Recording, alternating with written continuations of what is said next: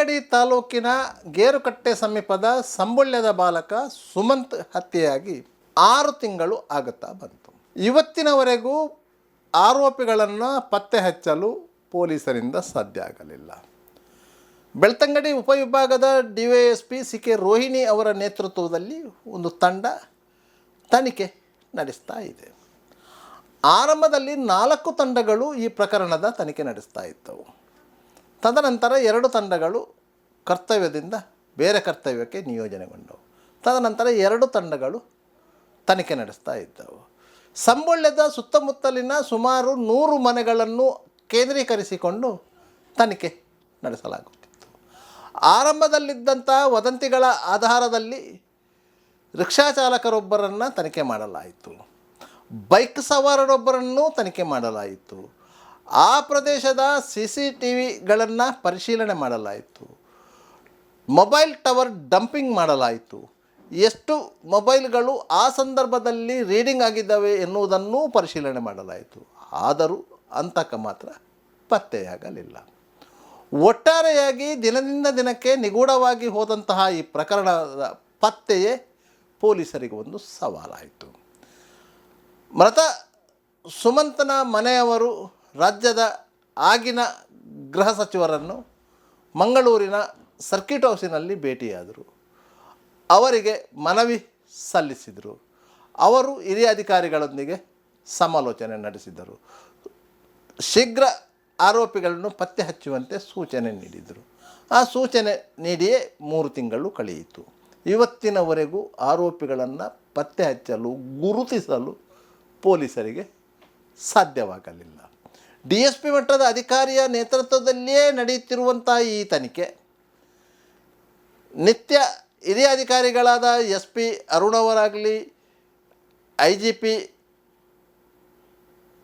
ಯವರಾಗಲಿ ವಿಚಾರಿಸ್ತಾ ಇದ್ದಾರೆ. ಆದರೂ ಪೊಲೀಸರ ಶ್ರಮ ನೀರಲ್ಲಿ ಇಟ್ಟಂತಹ ಹೋಮದಂತೆ ಆಗಿದೆ. ಈಗಾಗಲೇ ಪೊಲೀಸರು ಇನ್ನೊಂದು ಹಂತಕ್ಕೆ ಈ ತನಿಖೆಯನ್ನು ಕೊಂಡೊಯ್ಯಲು ನಿರ್ಧರಿಸಿದ್ದಾರೆ. ಅದು ವೈಜ್ಞಾನಿಕ ಮಾದರಿಯ ತನಿಖೆ. ಪೊಲೀಸರು ಈಗಾಗಲೇ 100 ಮಂದಿಯ ವಿಚಾರಣೆ ಮಾಡಿದ್ದಾರೆ. 100 ಮಂದಿಯ ಹೇಳಿಕೆಗಳನ್ನು ದಾಖಲಿಸಿಕೊಂಡಿದ್ದಾರೆ. ಒಬ್ಬೊಬ್ಬರನ್ನು 2 ಬಾರಿ ವಿಚಾರಣೆ ಮಾಡಿದಂಥ ಉದಾಹರಣೆಗಳು ಇವೆ. ಮೊದಲ ಬಾರಿ ನೀಡಿದ ಹೇಳಿಕೆಗೂ 2ನೇ ಬಾರಿ ನೀಡಿದ ಹೇಳಿಕೆಗೂ ವ್ಯತ್ಯಾಸಗಳಿದೆಯಾ ಎನ್ನುವುದನ್ನು ಪರಿಶೀಲನೆ ಮಾಡ್ತಾ ಇದ್ದಾರೆ. ಯಾವುದಾದರೂ ಸಂಶಯಾಸ್ಪದ ರೀತಿಯಲ್ಲಿ ಕಂಡುಬಂದರೆ ಅವರನ್ನು 3ನೇ ಬಾರಿಗೆ ವಿಚಾರಣೆ ಮಾಡಿದ್ದು ಇದೆ. ಒಟ್ಟಾರೆಯಾಗಿ ಈ ಪ್ರಕರಣದಲ್ಲಿ ಪೊಲೀಸರು ಅತ್ಯಂತ ಸೂಕ್ಷ್ಮವಾಗಿ ತನಿಖೆ ನಡೆಸ್ತಾ ಇದ್ದಾರೆ. ಆದರೂ ಫಲಿತಾಂಶ ಬರಲಿಲ್ಲ. ಘಟನೆ ಜನರ ಮಾನಸದಿಂದ ಇನ್ನೂ ಮರೆಯಾಗಲಿಲ್ಲ. ಆ ಸ್ಥಳೀಯರಿಗೆ ಒಂದು ರೀತಿಯ ಭಯದ ವಾತಾವರಣ ಇದೆ. ಹೈಸ್ಕೂಲು ಓದುತ್ತಿದ್ದಂತಹ ಯುವಕನನ್ನು ತಲೆಗೆ ಹೊಡೆದು ಆತನನ್ನು ಎಳೆದುಕೊಂಡು ಹೋಗಿ ಕೆರೆಗೆ ದೂಡಿ ಹಾಕಿದಂತಹ ಪ್ರಕರಣ ಇದು. ಮುಂಜಾನೆ ವೇಳೆಗೆ ನಡೆದಂತಹ ಘಟನೆ.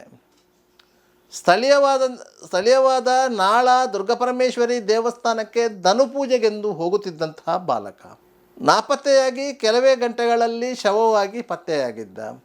ಗ್ರಾಮೀಣ ಪ್ರದೇಶದಲ್ಲಿ ನಡೆದಂಥ ಈ ಘಟನೆ 10 ಹಲವು ಸಂಶಯಗಳನ್ನು ಹುಟ್ಟುಹಾಕಿತ್ತು.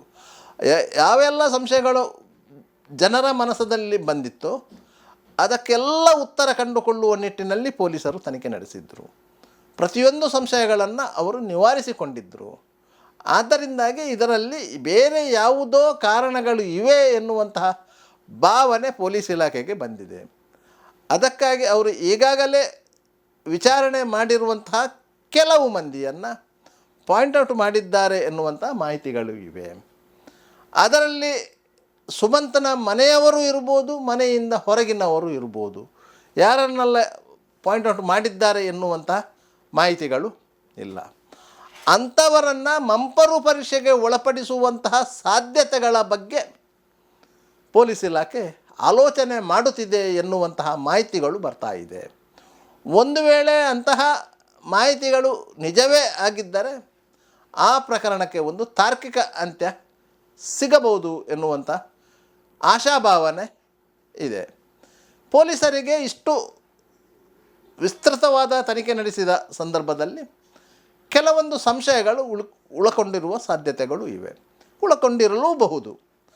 ಆದರೆ ಅದನ್ನು ಪೊಲೀಸು ಭಾಷೆಯಲ್ಲಿ ವಿಚಾರಣೆ ಮಾಡಲಿಕ್ಕೆ ಸಾಧ್ಯವಾಗದಂತಹ ಪರಿಸ್ಥಿತಿ ಇದೆ.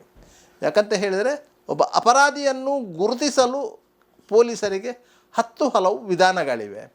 ಆದ್ದರಿಂದಾಗಿ ಆ ವಿಧಾನಗಳಲ್ಲಿ ಎಲ್ಲ ವಿಧಾನಗಳನ್ನು ಬಳಸಿಯೂ ಅಂತಿಮವಾಗಿ ಅವರು ಬಳಸುವುದು ವೈಜ್ಞಾನಿಕ ವಿಧಾನ. ಆದ್ದರಿಂದಾಗಿ ಆ ವಿಧಾನವನ್ನು ಬಳಸಿಕೊಂಡು ಈ ಪ್ರಕರಣವನ್ನು ಪತ್ತೆ ಹಚ್ಚಲಿಕ್ಕೆ ಅವರು ಪ್ರಯತ್ನ ಪಡ್ತಾರೆ ಎನ್ನುವಂಥ ಮಾಹಿತಿಗಳು ಇವೆ.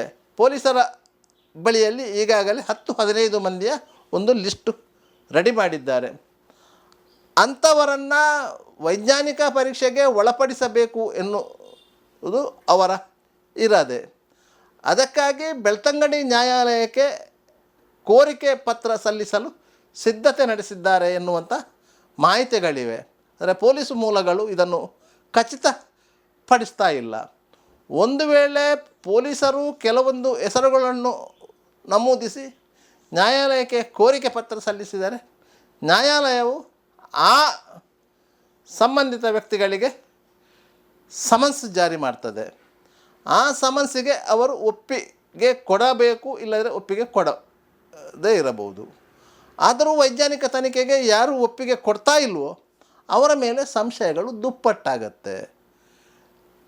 ಯಾರು ಈ ಪ್ರಕರಣದಲ್ಲಿ ಎಳ್ಳಿನಷ್ಟು ಶಾಮೀಲಾಗಿಲ್ವೋ ಅವರು ಅಂತಹ ಪರೀಕ್ಷೆಗೆ ಒಳಪಡಲು ಸಿದ್ಧರಿರ್ತಾರೆ. ಯಾಕಂತ ಹೇಳಿದರೆ ಸಾರ್ವಜನಿಕವಾಗಿ ಒಂದು ಪ್ರದೇಶದಲ್ಲಿರುವಂತಹ 100-200 ಮಂದಿಯನ್ನು ವೈಜ್ಞಾನಿಕ ಪರೀಕ್ಷೆಗೆ ಒಳಪಡಿಸಲು ಸಾಧ್ಯವಾಗುವುದಿಲ್ಲ. ಪೊಲೀಸರ ಇಷ್ಟು ದಿನಗಳ ತನಿಖೆಯಲ್ಲಿ ಯಾರ್ಯಾರ ವರ್ತನೆಗಳು ಕಾಲದಿಂದ ಕಾಲಕ್ಕೆ ಬದಲಾಗುತ್ತಾ ಹೋಗುತ್ತದೋ ಅಂಥವರ ಮೇಲೆ ಸಂಶಯಗಳು ಜಾಸ್ತಿ ಆದಾಗ ಅಂಥವರನ್ನು ಇಂತಹ ಪರೀಕ್ಷೆಗೆ ಒಳಪಡಿಸುವ ಸಾಧ್ಯತೆಗಳಿವೆ. ಅಂತೂ ಇಂತೂ ವೈಜ್ಞಾನಿಕ ಪರೀಕ್ಷೆಯೇ ಇದಕ್ಕೊಂದು ಪರಿಹಾರ ಎನ್ನುವ ನಿಟ್ಟಿನಲ್ಲಿ ಪೊಲೀಸರು ತೀರ್ಮಾನಕ್ಕೆ ಬಂದಿದ್ದಾರೆ ಎನ್ನುವಂಥ ಮಾಹಿತಿಗಳಿವೆ. ಅದು ಆದಷ್ಟು ಶೀಘ್ರ ಆಗಲಿ ಎನ್ನುವುದು ಸ್ಥಳೀಯರ ಅಭಿಪ್ರಾಯ. ಒಟ್ಟಾರೆಯಾಗಿ ಸುಮಂತನ ಹಂತಕರು ಸಿಕ್ಕಿ ಬೀಳಲೇಬೇಕು. ತನ್ಮೂಲಕ ಆ ಪ್ರತಿಭಾವಂತ ಬಾಲಕನ ಆತ್ಮಕ್ಕೆ ಶಾಂತಿ ಸಿಗಬೇಕು. ಯಾರೋ ನಿರಪರಾಧಿಗಳು ಈ ಪ್ರಕರಣದಲ್ಲಿ ಹಿಂಸೆ ಅನುಭವಿಸುವಂತ ಆಗಬಾರದು. ನೈಜ ಆರೋಪಿಗಳೇ ಜೈಲಿಗೆ ಹೋಗಬೇಕು ಎನ್ನುವುದಂತೂ ಸ್ಥಳೀಯರ ಆಗ್ರಹ.